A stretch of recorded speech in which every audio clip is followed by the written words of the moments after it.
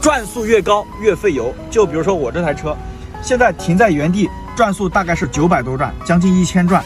我记得新车刚买回来的时候是800转左右啊，油耗呢以前5、6个，现在有时候能到7、8个油。大家知道是什么原因吗？其实啊，就是前面的节气门脏了。很多人听说节气门脏了，就只会跑修理厂。现在人工成本那么贵，你哪一次进修理厂没有几百个 W 根本出不来。其实啊，咱们只需要花2分钟就能自己动手清洗节气门。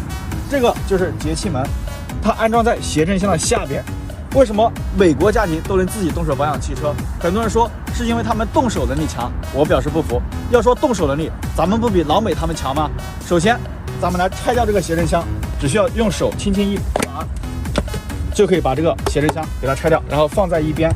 那这个就是节气门的阀门了。哇，你看这个节气门有多脏！节气门如果太脏的话，就会影响进气量和喷油量，所以油耗会变高。接下来我们来清洗它。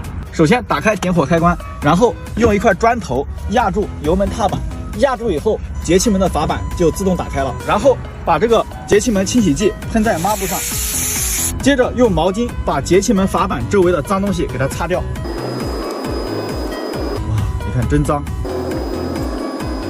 擦拭干净，再撤掉砖头。